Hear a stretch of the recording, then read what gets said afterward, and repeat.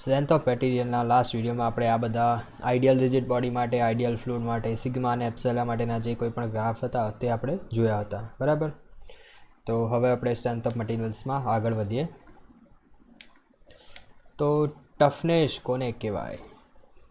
તો property by which the material absorb energy before fracture. Material fracture થવા પહેલાં જેટલી પણ એનર્જી, જે કોઈ પણ એનર્જી એબ્સોર્બ કરે છે તેને ટફનેસ કહેવાય છે. ટફનેસ એ મટીરિયલ્સની પ્રોપર્ટી હોય છે બ્રિટલ્સ મટીરિયલ્સ માટે અને ડક્ટાઇલ મટીરિયલ માટે. ટફનેસની વેલ્યુ અલગ અલગ હોય છે, બરાબર. મોડ્યુલસ ઓફ ટફનેસ કોને કહેવાય? ટોટલ સ્ટ્રેન એનર્જી પર unit volume up to fracture, બરાબર. જ્યાં સુધી મટીરિયલ ફ્રેક્ચર થાય ત્યાં સુધી જેટલી પણ ટોટલ સ્ટ્રેન એનર્જી, સ્ટ્રેન એટલે તો ખબર છે કે કોઈ પણ વસ્તુને આપણે ખેંચીએ અને લાંબુ થાય, તો તે દરમિયાન જેટલી પણ ટોટલ સ્ટ્રેન એનર્જી પર યુનિટ વોલ્યુમ એબ્સોર્બ થાય ફ્રેક્ચર પોઈન્ટ સુધી, તો એ બધી એનર્જીને મોડ્યુલસ ઓફ ટફનેસ કહેવામાં આવે છે. મોડ્યુલસ ઓફ ટફનેસ કેવી રીતના કેલ્ક્યુલેટ થાય? તો total area under stress strain curve. Stress strain કર્વની અંદરમાં જેટલો પણ ટોટલ એરિયા હોય છે, આ બધો એરિયા તમને up to the fracture point, એટલે ફ્રેક્ચર પોઈન્ટ સુધીનો આ જે ટોટલ એરિયા છે એ બધો એરિયા તમને મોડ્યુલસ ઓફ ટફનેસ આપે છે. હવે મોડ્યુલસ ઓફ ટફનેસ તેની ઇક્વેશન્સ જોઈએ. તો એનું ઇક્વેશન્સ કંઈક આ રીતનું આવે. સિગ્મા વાય એટલે ખબર ને તમે, યીલ્ડિંગ. આ જે સિગ્મા વાય છે તે સિગ્મા વાયની વાત કરવામાં આવી છે. પ્લસ સિગ્મા યુ એટલે કે આ પોઈન્ટ પર જે પણ સ્ટ્રેસ હોય, આ પોઈન્ટ પર આ જે સિગ્મા યુ છે તે એના ડિવાઇડેડ બાય 2 કરવામાં આવે. જનરલી આ જે છે તે શું છે? તો આ એવરેજ સ્ટ્રેસ શોધવામાં આવે છે. સિગ્મા યુ અને સિગ્મા વાયનો એવરેજ સ્ટ્રેસ શોધવામાં આવે છે અને એ એવરેજ કંઈક આ રીતનું હોય છે. એ એવરેજ લાઇન તમને મળી ગઈ અને એ એવરેજ લાઇનને તમે જ્યારે આની સાથે મલ્ટીપ્લાય કરશો, એટલે કે એપ્સાઇલા એફ એટલે કે ફ્રેક્ચર સ્ટ્રેન સાથે મલ્ટીપ્લાય કરશો, તો તમને મોડ્યુલસ ઓફ ટફનેસ મળી જશે. એક નોટ લખવાની છે તે ductile materials has higher toughness than brittle. Ductile મટીરિયલની ટફનેસ હાયર હોય છે બ્રિટલ કરતાં. કેમ કે બ્રિટલ્સમાં જનરલી આટલો જ એરિયા હોય છે, અહીં ફ્રેક્ચર થઈ જતું હોય બ્રિટલ મટીરિયલ્સનું. જ્યારે ડક્ટાઇલ મટીરિયલ્સ જે છે એનામાં સ્ટ્રેન ઘણી વધારે આવે છે, મીન્સ કે ઘણું લાંબુ સુધી એને ખેંચી શકાય છે. તો એની જે મોડ્યુલસ ઓફ ટફનેસ છે ટુ ડક્ટાઇલ મટીરિયલ્સની વધારે હોય છે. હવે ફટીગ કોને કહેવાય? તો એક્સપેરિમેન્ટેશન કરવામાં આવ્યું શાના ઉપર? મટીરિયલ્સની ઉપર. તો શું જાણવા મળ્યું કે failure occurs in cyclic repeated loading. Cyclic એટલે ખબર ને, લોડ આ રીતનું સાયકલ્સમાં લાગતો હોય, અથવા રિપીટેડ લોડિંગ મીન્સ કે હથોડીથી તમે વારા ઘડીએ માર કરો. તમે જ્યારે પણ હાથની અંદર એક વાયર લો છો અને વાયરને ઉપર નીચે કરો છો ને તોડવા માટે, તો તે જે છે એ સાયકલિંગ રિપીટેડ લોડિંગ છે. Is more below the yield stress. એટલે સાયકલિક અથવા રિપીટેડ લોડિંગ હોય છે ત્યારે જે ફ્રેક્ચર થાય છે, ફેલિયર થાય છે, એ યીલ્ડ સ્ટ્રેસ કરતાં ઘણા ઓછા સ્ટ્રેસમાં જ થઈ જતું હોય છે એ ફ્રેક્ચર. તો કમ્પેર ટુ ધ સ્ટેટિંગ લોડિંગની કમ્પેરમાં ઘણા ઓછા યીલ્ડ સ્ટ્રેસમાં ફ્રેક્ચર થઈ જતું હોય છે. તો આ જે ફેલિયર થાય છે, ફ્રેક્ચર થાય છે તેને કહેવામાં આવે છે ફટીગ ફેલિયર કહેવામાં આવે છે.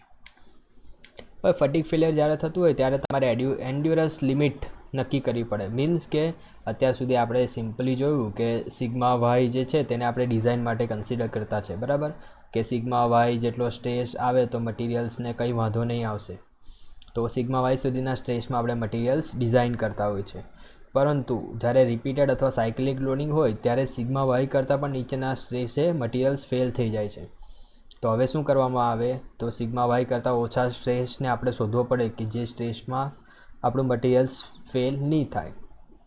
તો એ જે સ્ટ્રેસ શોધવામાં આવે છે તો તેને કહેવામાં આવે છે endurance limit. The stress below which material has high probability of no failure.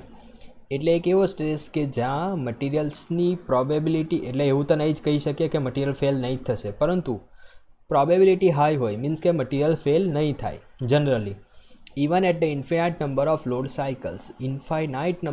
Cycles. Means કે જનરલી આપણે ગણીએ તો 1 લાખ ને 2 લાખ રિવોલ્યુશન્સ માટે ગણતા હોઈએ છીએ. તો infinite number of load cycle માટે મટીરિયલ્સ ફેલ નહીં થતું હોય તો તેને એન્ડ્યુરન્સ લિમિટ કહેવામાં આવે છે. માઇલ્ડ સ્ટીલ સ્પેસિમેન માટે એક્સપેરિમેન્ટ કરીને શોધેલી છે એન્ડ્યુરન્સ લિમિટ. તો તે કેટલી છે? તો 186 ન્યૂટન પર mm સ્ક્વેર છે. જ્યારે yielding સ્ટ્રેન્થ માઇલ્ડ સ્ટીલ માટેની 250 ન્યૂટન પર mm સ્ક્વેર છે ટેન્શનમાં અને 263 ન્યૂટન પર mm સ્ક્વેર છે કોમ્પ્રેશનમાં. તો તમે જોઈ શકો છો કે સિગ્મા વાય માઇલ્ડ સ્ટીલનું 250 છે, જ્યારે એન્ડ્યુરન્સ લિમિટ જે છે તે 186 જ છે. કેટલી બધી ઓછી છે તમે જોઈ શકો છો. એલ્યુમિનિયમની પણ એન્ડ્યુરન્સ લિમિટ આપેલી છે 131 ન્યૂટન પર mm સ્ક્વેર. એક નોટ ધ્યાનમાં લેવાની છે કે endurance limit is lower than the proportional limit. Proportional limit કરતાં પણ એન્ડ્યુરન્સ લિમિટ લોઅર હોય છે. જનરલી આપણે માઇલ્ડ સ્ટીલનો જે ગ્રાફ જોયો બરાબર, માઇલ્ડ સ્ટીલના ગ્રાફમાં કંઈક આ રીતનો હોય છે બરાબર. તો આ જે છે ઇલાસ્ટિક પોઈન્ટ છે, આ જે છે પ્રપોર્શનલ પોઈન્ટ છે. ઇલાસ્ટિક પોઈન્ટને સિગ્મા વાય વડે દર્શાવીએ છીએ આપણે બરાબર. પરંતુ જે એન્ડ્યુરન્સ લિમિટ જે છે ને એ પ્રપોર્શનલ લિમિટ એટલે આના કરતાં પણ ઘણી નીચે હોય છે બરાબર. તો એવું જણાવવામાં આવ્યું છે આ નોટમાં. Breaking of wire due to cycling bending, આ એક એક્ઝામ્પલ છે ફટીક લોડિંગ માટેનું. ફટીક લોડિંગનું એક્ઝામ્પલ છે કે આપણે સાયકલિંગ બેન્ડિંગ કરીને વાયરને તમે જનરલી તોડતા હોય છે. Failure of material in tension compression, આમાંથી MCQ પૂછાતા હોય છે કે મટીરિયલ્સ જે છે માઇલ્ડ સ્ટીલ સ્પેસિમેન તે ટેન્શનમાં કેવું ફેલ થાય, કોમ્પ્રેશનમાં કેવું ફેલ થાય, મીન્સ કે એની સરફેસ કેવા પ્રકારની હોય છે. તો ડક્ટાઇલ મટીરિયલનો જો ટેન્શન ટેસ્ટ કરવામાં આવે તો ડક્ટાઇલ મટીરિયલ જનરલી શિયરની અંદર કેવા હોય છે? વીક હોય છે, એટલે નબળા હોય છે. તો એનું ડક્ટાઇલ મટીરિયલનું ફેલિયર શિયરમાં વધારે થતું હોય છે. તો fracture occur at the shear strain along the plane forming 45 degree axis with longitudinal axis છે અહીંયા બરાબર. તો આ જે મટીરિયલ્સ છે એની લોંગિટ્યુડિન, આ ધારો કે એક સાપ છે, સાપની લોંગિટ્યુડિનલ એક્સિસ આ છે, તો તેનાથી 45 ડિગ્રીના ખૂણે મટીરિયલ્સ ફેલ થાય અને કપ એન્ડ કોન ફ્રેક્ચર થતું હોય છે ડક્ટાઇલ મટીરિયલને ટેન્શનની અંદર. અને એની જે સરફેસ છે તે રફ હોય છે. તો ડાયરેક્ટલી ક્વેશ્ચન પૂછાય કે ડક્ટાઇલ મટીરિયલ્સનું ટેન્શનમાં ફેલિયર થાય ત્યારે સરફેસ કેવી હોય? તો કપ એન્ડ કોન ફ્રેક્ચર થાય છે. બ્રિટલ મટીરિયલના ટેન્શન ટેસ્ટ કરવામાં આવે તો બ્રિટલ મટીરિયલ જે છે તે ટેન્શનમાં વીક હોય છે બરાબર. તો એ ફેલ કેવી રીતના થાય? તો particle along surface at 90 degree of the direction of load. Brittle materials એટલે કાસ્ટ આયર્નનો શાફ્ટ હોય તો તેને તમે ટેન્શન આપો તો તે આવી રીતના આ જે પરપેન્ડિક્યુલર સરફેસ છે એવી રીતના બ્રેક થશે ટેન્શનની અંદર.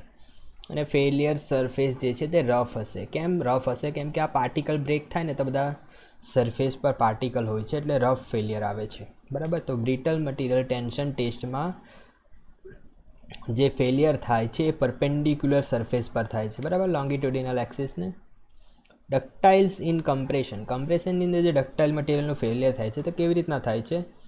તો ફેલિયર એ કોમ્પ્રેશનની વાત કરવામાં આવે ડક્ટાઇલ તો તદ્દન ઉલટું, એ yieldingના કારણે થાય છે. તો failure plane parallel to the compressive load. Compressive લોડને પ્લેન જે હોય છે તે પેરેલલમાં ફેલિયર થાય છે.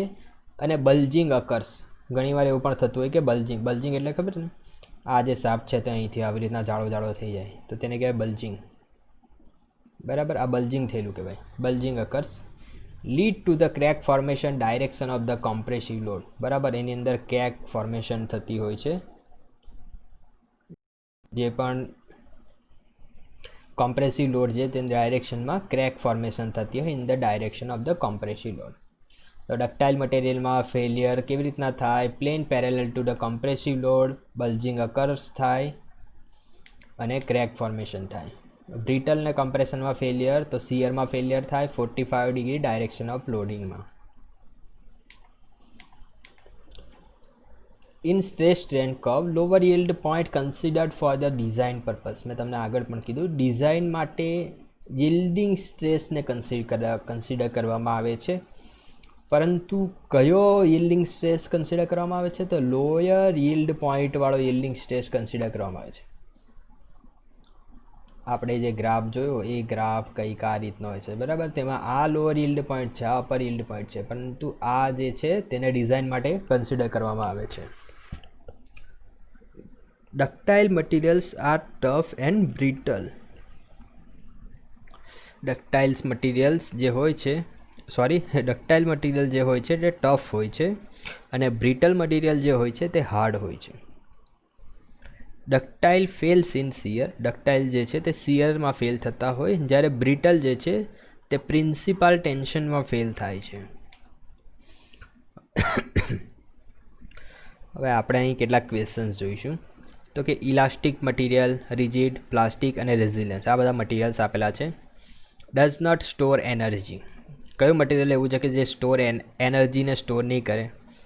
તો તમને સ્ટ્રેન એનર્જી આપણે ભણ્યા, બરાબર. તો સ્ટ્રેન એનર્જીમાં શું આવે છે કે કોઈ પણ વસ્તુ સ્ટ્રેન થાય તો એનર્જી સ્ટોર થાય. હવે બ્રિટલ મટીરિયલ જે છે તે તો સ્ટ્રેન થતું જ નથી, તો ઇઝીલી આવી જાય કે પ્લાસ્ટિક, ઇલાસ્ટિક, રિજિડ, રેઝિલિયન્ટ. હવે રિજિડ મટીરિયલ્સ છે તેમાં પણ આપણે કોઈ પણ પ્રકારનું ઇલોંગેશન નહીં થાય, તો તેમાં આવી જાય does not store energy.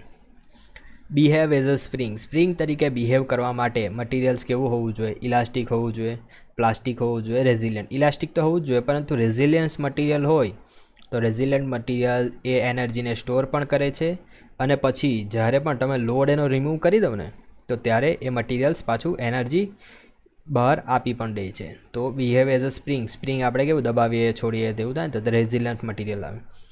Offer resistant two the deformation, deformation થાય ત્યારે રેઝિસ્ટન્સ કોણ આપે છે?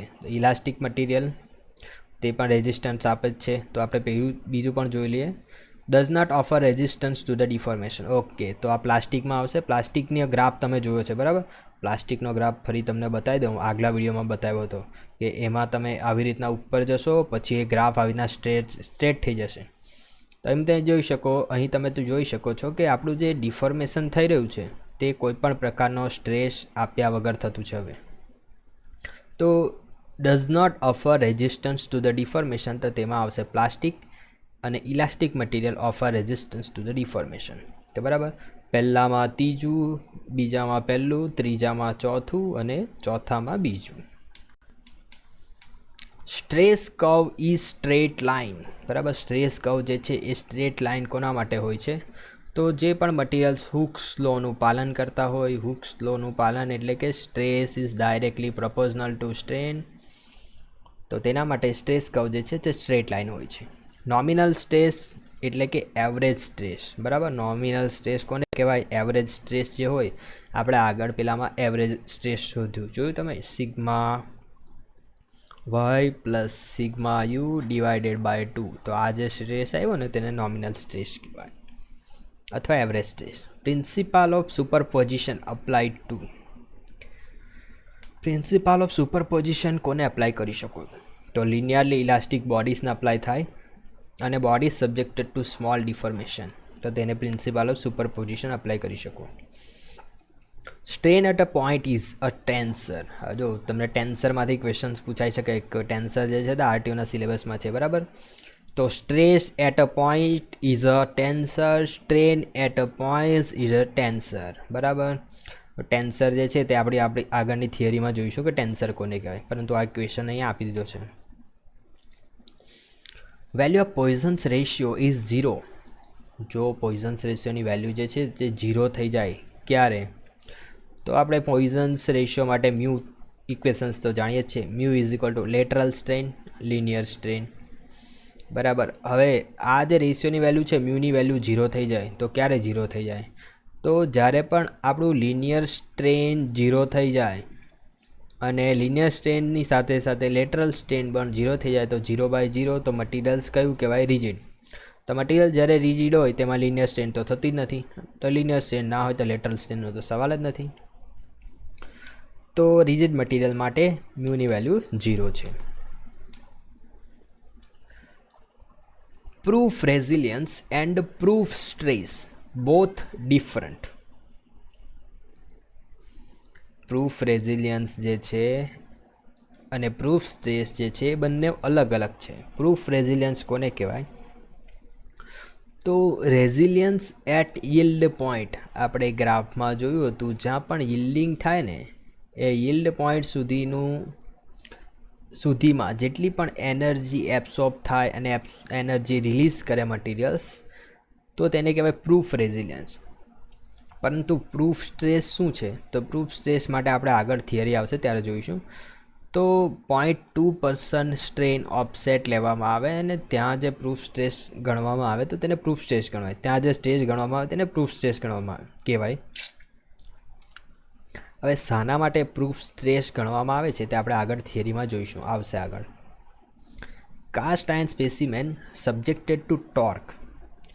કાસ્ટ આયર્નનું જે સ્પેસિમેન છે તેને તમે ટોર્ક એપ્લાય કરો તો તમારી જે ફેલિયર સરફેસ છે તે કેવી હશે? તો helicoidal surface at 45 to axis of the specimen. Torque apply કરતાં જે સરફેસ જનરેટ થશે તે હેલિકોઇડલ હશે અને 45 to the axis of specimen હશે. Failure surface of mild steel specimen under torque. Mild steel specimen જે છે તેની ફેલિયર સરફેસ ટોર્કની અંડરમાં કેવી હશે? તો along surface perpendicular to its axis, એની એક્સિસને પરપેન્ડિક્યુલર સરફેસમાં ફેલિયર હશે. માઇલ્ડ સ્ટીલ જે છે relatively weaker in shear than in tension. Mild steel જે છે રિલેટિવલી વીકર એટલે વીક હોય છે શિયરની અંદર, then in tension and plane of maximum shear stress is perpendicular to its axis. આ તો આપણે આગળ જોઈ જ ગયા છે. ઓકે, હવે નવી એક વાત આવે છે, નવો ટોપિક આવે છે કે સ્ટ્રેસ ટેન્સર. સ્ટ્રેસ ટેન્સરની જરૂર શા માટે પડી? તો કોઈ પણ સ્ટ્રેસ જે હોય છે તેને આપણે મેટ્રિક્સ તરીકે રિપ્રેઝન્ટ કરી શકીએ. મેટ્રિક્સ વિશે 11th 12thમાં તમે ભણી ગયા હોય છે, બરાબર. તો સ્ટ્રેસ અને સ્ટ્રેન બંનેને મેટ્રિક્સ રિપ્રેઝન્ટ કરી શકીએ તો તેને કહેવામાં આવે છે સ્ટ્રેસ ટેન્સર. સ્ટ્રેસ ટેન્સર શું છે? તો 3D સ્ટ્રેસ એલિમેન્ટ હોય, બરાબર. સ્ટ્રેસ અને strain are second order tensor quantity. આ તમને એમસીક્યુમાં પૂછી શકે છે. First order tensor quantity, second order tensor quantity. તો સ્ટ્રેસ અને સ્ટ્રેન બંને સેકન્ડ ઓર્ડર ટેન્સર ક્વોન્ટિટી છે. હવે કોઈ પણ 3D બોડી હોય તો તેની 3 પ્લેન હોય, બરાબર. કઈ કઈ? એક્સ, વાય અને ઝેડ. 3D બોડી તો તમે જોઈએ છે આ રીતે. ક્યુબ ગણી લઈએ તો ક્યુબમાં 3 પ્લેન હોય ને, એક્સ, વાય અને Z. Each plane has 3 perpendicular stress quantity. આ દરેક પ્લેન છે કેટલી? 6 પ્લેન છે. સોરી, 6 પ્લેન નહીં, 3 પ્લેન છે. અહીં જોઈએ ને આપણે એક્સ, વાય, ઝેડ 3 પ્લેન છે. એટલે એમાં ક્યુબની જોવા જશો પ્લેન સરફેસ તો 6 થશે, પરંતુ જનરલી આપણે એક્સ, વાય, ઝેડ 3 જ પ્લેન કન્સિડર કરતા હોઈએ છીએ.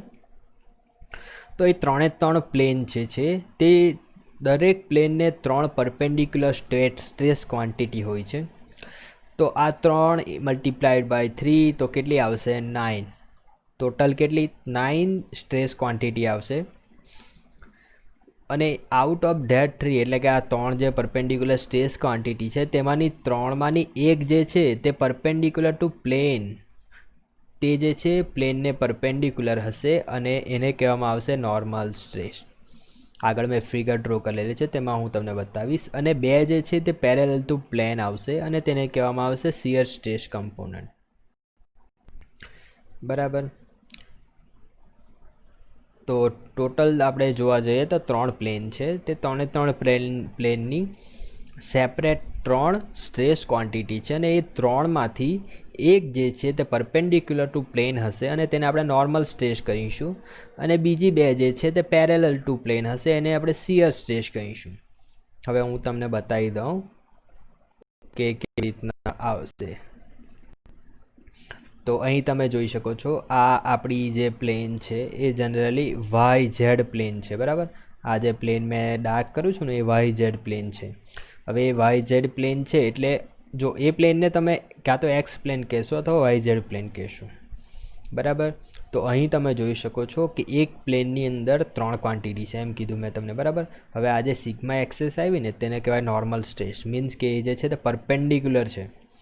આ જે આખો પ્લેન છે તેને પરપેન્ડિક્યુલર છે અને ટાવ એક્સ વાય અને ટાવ એક્સ ઝેડ જે છે એ પેરેલલ ટુ પ્લેન છે, તો એને શિયર સ્ટ્રેસ કીધું. એટલે અહીં મેં ટાવ દર્શાવ્યું છે, બરાબર. અહીં પણ ટાવ છે અને આને સિગ્મા કીધું છે. એટલે આ નોર્મલ છે અને આ શિયર છે. તો આગળ કીધું તેમ દરેકને 3 કમ્પોનન્ટ અને 3 પ્લેન, બરાબર. તો ટોટલ કેટલા કમ્પોનન્ટ થયા? 9 કમ્પોનન્ટ. હવે તમે મેટ્રિક્સ બનાવો છો તો મેટ્રિક્સમાં જોયું જશે કે 3 3 3 ઉપર 3 લાઈન 3x3 મેટ્રિક્સ જે હોય છે તેમાં ટોટલ 9 કમ્પોનન્ટ હોય છે. તો આપણે આ સ્ટ્રેસને પણ 9 કમ્પોનન્ટથી દર્શાવી શકીએ છીએ. એટલે જ આપણે સ્ટ્રેસ અને સ્ટ્રેન બંનેને ટેન્સર કીધું છે. હવે 3 નોર્મલ અને 6 ટેન્જન્શિયલ ઓર શિયર સ્ટ્રેસીસ હોય છે.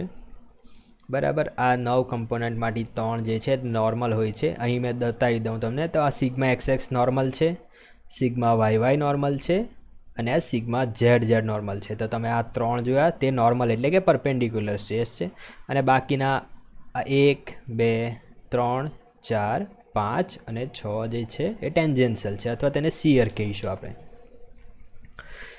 અહીં પણ મેં લખી દીધું છે કે sigma XS, sigma YY, sigma ZZ તેને નોર્મલ સ્ટ્રેસ કહેવાય. હવે આ જે એક્સેસને મેં રિપ્રેઝન્ટ કર્યું ને, તો તેને કેવી રીતના રિપ્રેઝન્ટ કર્યા? એક્સ શું ડિનોટ કરે અને બીજો એક્સ શું ડિનોટ કરે? તો એક્સએક્સમાં ફર્સ્ટ લેટર જે છે એ પ્લેનને ડિનોટ કરે છે. આ જે ફર્સ્ટ લેટર છે પ્લેનને ડિનોટ કરે છે, જ્યારે સેકન્ડ લેટર જે છે તે direction of it ડિનોટ્સ direction of stress. સ્ટ્રેસની ડાયરેક્શન રિપ્રેઝન્ટ કરે છે બીજો લેટર. તો હવે આ સિગ્મા XXનો મિનિંગ શું થાય તે તમને સમજાવું. સિગ્મા XXનો મિનિંગ એવો થાય કે stress in X direction and in the plane perpendicular to X. બરાબર, ફર્સ્ટ લેટર ડિનોટ્સ પ્લેન. તો sigma in the plane perpendicular to the stress on X plane in the direction of X. Sorry, મેં અહીં થોડું ગલત કરેલું છે. Okay, હા, જો અહીં મેં રાઈટ લખેલું છે. શિયર સ્ટ્રેસ આવે અહીંયા, shear stress in plane perpendicular to the X axis. એટલે ઉપર જે મેં લખેલું છે ને એમાં પ્લેન પરપેન્ડિક્યુલર ટુ એવું આવશે. એક જ minute. First letter denotes plane perpendicular to એવું લખવાનું હશે અહીંયા, plane perpendicular to that axis. Means કે plane perpendicular to the X axis અને second letter direction of stress in X direction. Okay, તો હવે હું તમને આ બતાવી દઉં. સિગ્મા XXનો મતલબ શું થાય કે stress in the plane perpendicular to the X axis and the stress in the direction of X. tau XY આને આપણે કેવી રીતના કહીશું કે shear stress in the plane perpendicular to the X axis, અને એ જે શિયર સ્ટ્રેસની ડાયરેક્શન હશે તે Y ડાયરેક્શનમાં હશે. તો તમે આ જોશો ને ટાવ XY, તો તમને ખબર પડશે કે આ જે ટાવ XY છે તે plane perpendicular to the X axis. આ જે X એક્સિસ છે, X એક્સિસને પરપેન્ડિક્યુલર જે પ્લેન છે એ પ્લેનમાં આ શિયર સ્ટ્રેસ ટાવ છે, અને એ શિયર સ્ટ્રેસની ડાયરેક્શન કઈ છે? તો આ ડાયરેક્શન છે, અપવર્ડ ડાયરેક્શન, એટલે કે ડાયરેક્શન ઓફ Y. બરાબર, હજુ આપણે એક જોઈ લઈએ, ટાવ XZ. તો shear stress in the plane perpendicular to X. Shear stress in the plane કયા પ્લેનમાં છે? X જે છે તેને પરપેન્ડિક્યુલર જે પ્લેન છે એ પ્લેનમાં છે, અને એની ડાયરેક્શન છે આ, એટલે કે Z ડાયરેક્શનમાં છે. બરાબર, તો તમને સમજાઈ ગયું આ જે વસ્તુ કેવી રીતના ડિનોટ કરી છે. તો first letter denote plane perpendicular to that axis. બરાબર, તો અહીં એક્સેસમાં X axis, and second letter denotes direction of that stress. Okay, તો sigma xs is the stress. Okay, આ ફરીથી સુધારી દઉં. sigma xx means stress sigma in plane perpendicular to x axis and in direction of x. બરાબર, plane perpendicular to the x axis and in the direction of x. tau xy ની વાત કરીએ તો એ પણ સુધારી દઉં હું.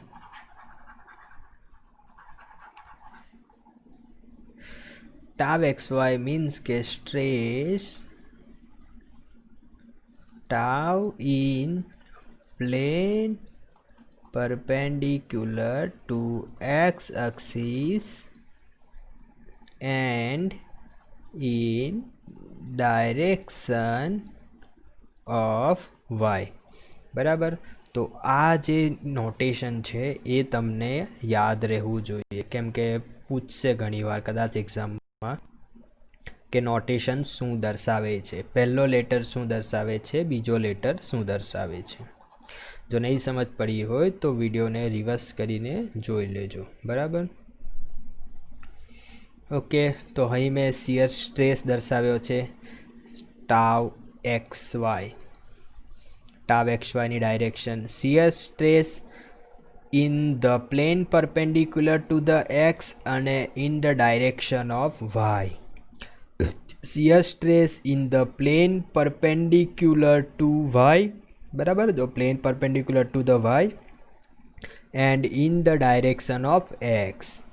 Shear stress in the plane perpendicular to the X, એક્સને પરપેન્ડિક્યુલર પ્લેનમાં અને in the direction of Y, પરંતુ નેગેટિવ ડાયરેક્શનમાં છે. Shear stress in the perpendicular plane perpendicular to the Y અને in the direction of negative x.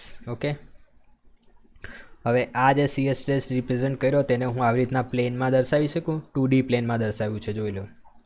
બરાબર, આની direction આ, આની ડાયરેક્શન આ, આની ડાયરેક્શન આ, આની ડાયરેક્શન આ. તો shear stress in plane perpendicular to the x axis and in the direction of y. હવે શું થાય છે કે ટાવ એક્સ વાય અને ટાવ વાય જે વાય એક્સ જે છે બંને ઇક્વલ હોય છે. ટાવ ઝેડ એક્સ અને ટાવ એક્સ ઝેડ બંને ઇક્વલ હોય છે. ટાવ ઝેડ વાય અને ટાવ વાય ઝેડ બંને ઇક્વલ હોય છે.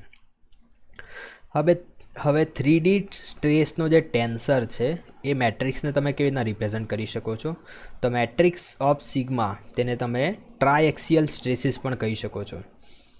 બરાબર, તો આ બધા આપણે નોટેશન જોયા. બરાબર, બધી પ્લેનમાં નોટેશન જોયા આપણે. હું તમને ફરીથી બતાવી દઉં. જો આ દેખાયું તમને 1 2 3 4 5 6 7 8 9. આ 9 9 જે છે તેને આપણે મેટ્રિક્સના ફોર્મમાં હવે રિપ્રેઝન્ટ કર્યું. બરાબર, ઓકે. તો આ મેટ્રિક્સના ફોર્મમાં રિપ્રેઝન્ટ કર્યું. તેમાં સિગ્મા શું છે જોજો. સિગ્મા એટલે કે stress in the plane perpendicular to the x and in the direction of x. Sigma y the plane perpendicular to the y in the direction of the y. તો બરાબર, તો આવી રીતના તમે આ બધાને લખી શકો છો. બરાબર, હવે આપણે અહીં શું જોયું કે ટાવ એક્સ વાય અને ટાવ વાય એક્સ એ બધા ઇક્વલ થાય. મીન્સ કે આ tau x Y, tau y x equal, tau x z, tau z x equal, tau y z અને ટાવ ઝેડ વાય ઇક્વલ. હવે આ જે સ્ટ્રેસ છે તેને 2D મેટ્રિક્સમાં પણ દર્શાવી શકાય. તો 2Dમાં કેવી રીતના દર્શાવાય કે 2Dમાં જે છે તે સિગ્મા એક્સ એક્સ હોય છે, સિગ્મા વાય વાય હોય છે, બે જ વસ્તુ હોય છે. અને બીજો ટાવ એક્સ વાય અને ટાવ વાય એક્સ હોય છે. Sigma x s, sigma y y, tau x y અને ટાવ વાય એક્સ. ફક્ત આટલો જ મેટ્રિક્સ 2Dમાં બને છે. બરાબર, હવે આરટીયુના સિલેબસ જે છે તેમાં એક્સિયલ સ્ટ્રેન વિશે કીધું છે. એક્સિયલ સ્ટ્રેસ અને એક્સિયલ સ્ટ્રેન. તો એક્સિયલ સ્ટ્રેન કોને કહેવાય? એક્સિયલ સ્ટ્રેન એટલે કે strain in the direction of applied force. Applied ફોર્સની ડાયરેક્શનમાં સ્ટ્રેન જે થાય, epsilon delta L by L, change in length by original length. Lateral strain કોને કહેવાય? પોઈઝન્સ રેશિયો જોયો તેમાં આપણે ઉપર જોયું લેટરલ સ્ટ્રેન. તો લેટરલ સ્ટ્રેન કોને કહેવાય? Strain perpendicular direction to the applied force, epsilon L is equal delta d by d, change in lateral dimension by original dimension. Shear strain કોને કહેવાય? તો શિયર સ્ટ્રેનને આપણે ફાઈ વડે દર્શાવીએ છીએ.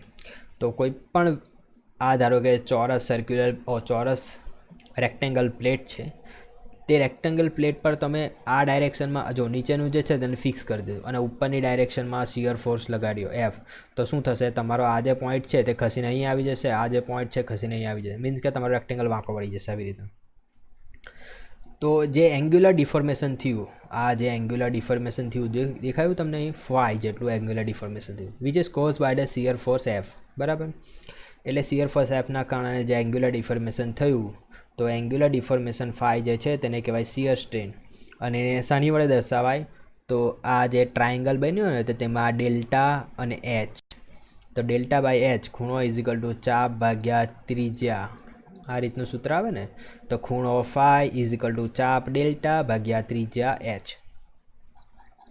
બરાબર, તો તેના આધારે શિયર સ્ટ્રેન નક્કી કરવામાં આવી.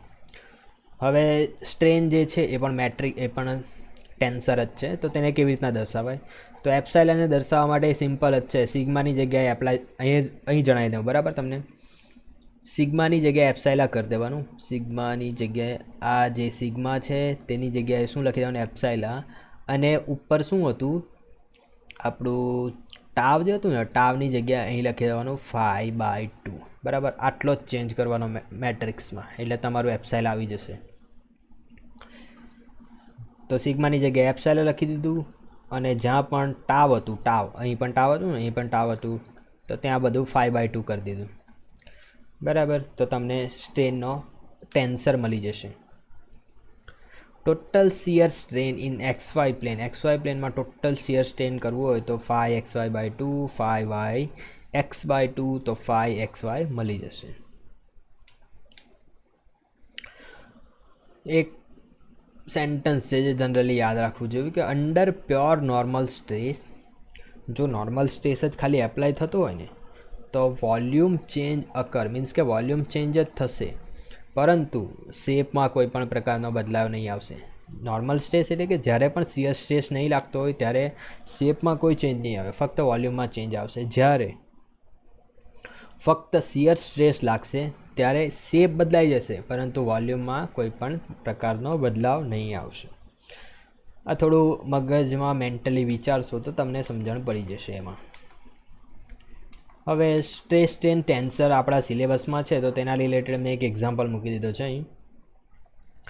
તો shear stress applied on XY plane, XY પ્લેનની ઉપર શિયર સ્ટ્રેસ એપ્લાય કરેલો છે અને 1000 મેગાપાસ્કલ છે, અને સ્ટ્રેન તેના આધારે જે પણ સ્ટ્રેન જનરેટ થાય છે, તો એ જે સ્ટ્રેન છે તેને અહીં દર્શાવેલી છે મેટ્રિક્સમાં આવી રીતના. Shear modulus of the test block. હવે શિયર મોડ્યુલસ છે G, તેની વેલ્યુ આપણને શોધવા કીધી છે.